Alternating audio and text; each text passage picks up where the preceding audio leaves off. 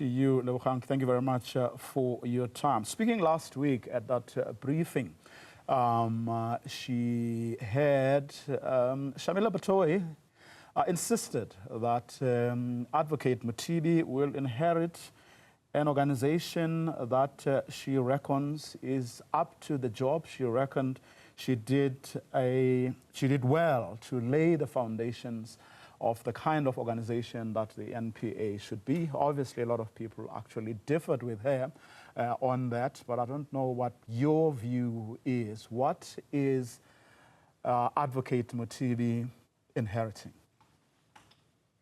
Thanks, Vuyo, for having me. If you go by public sentiment and you go by the inability by the NPA to really bring to conviction a number of cases and a number of recommendations that came from the Zondo Commission, the view that Advocate Mothibi would be inheriting an organization that is able to do the job seems unfounded.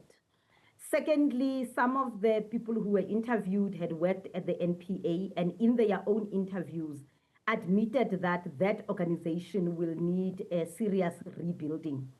And I think those let us know that Advocate Mothibi has one of his emergency tasks to evaluate for himself whether or not he's got the team that he needs to be able to prosecute those that have been accused of wrongdoing, to look at the reports of the many commissions that have come up, including the Madlanga Commission, and really prioritize what he can do with the limited time.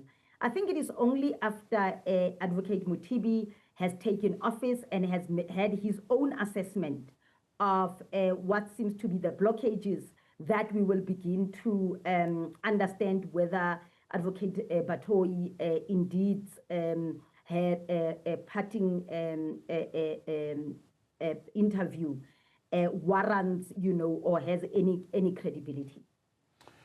Well, Advocate Mothibi has essentially about 2 years to fix what Shamila Batohi couldn't fix in 7. Yeah, I mean, that's the sadness of it, that the president elected advocate to appoint Advocate Mothibi, who is near retirement age.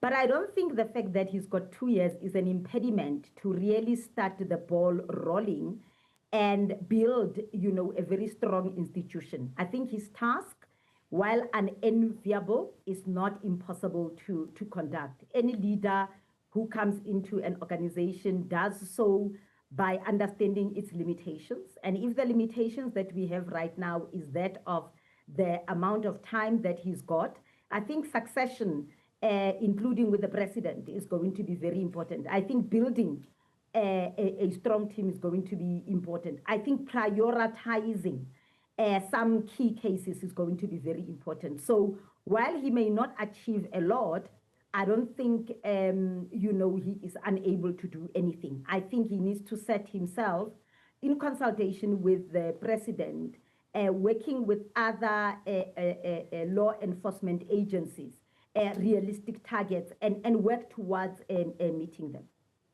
But we don't have a history of actually supporting people who get into organizations that have serious systemic problems. We just dump them there. If you cast your mind back to when Shamila Batohi was appointed, there was a lot of fanfare, a great deal of hope that she was indeed going to turn the organization around. But about 4 or 5 years down the line, everyone then started being appalled at how little,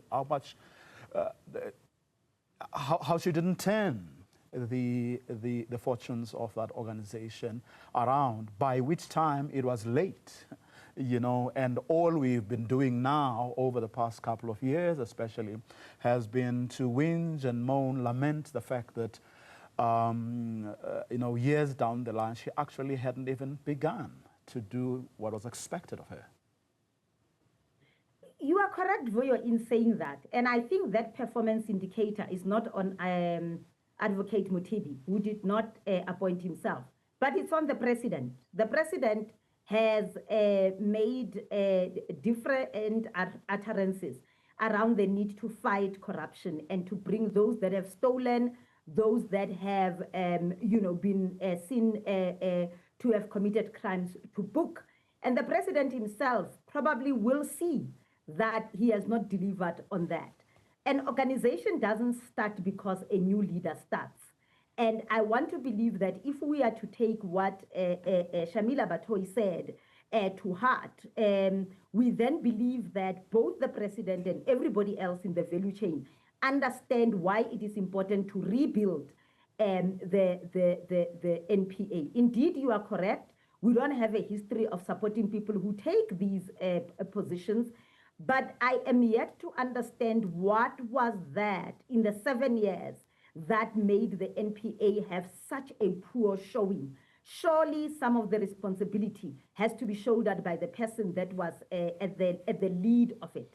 And that is why I'm saying in the 2 years that Advocate Mothibi has, what he will need to do, and that is why it is such a pity that his selection was not public, is to really prioritize and saying, having worked with the SIU, having understood what is at stake in the country, and he's got a good track record, in the almost 10 years that he was at the SIU, what are his priorities going to be? Of course, it's not 7 years, but I don't think that the excuse that you had at year 1, you can still have at year 6, when you have not demonstrated that there has been any low-hanging fruit that you have managed to,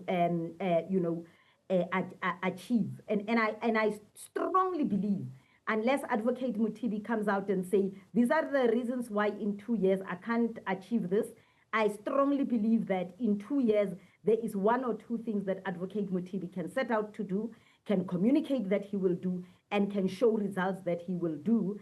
And organizations like ourselves and others will be watching and to see what is going to change. Because the president went at pains to explain to us why he selected Advocate Mothibi and the confidence that he has in him. All we have to do is to hold the president, more than anybody else, accountable for this appointment and ultimately for the well-functioning of the NPA. Well, we'll see what comes out of his particular tenure. I think he's the 12th NPA head since the NPA was established back in 1998, which doesn't bode well for any organization. But hopefully things will be different this time around. Let me thank you, Lebogang Ramafoko, Executive Director at Corruption Watch.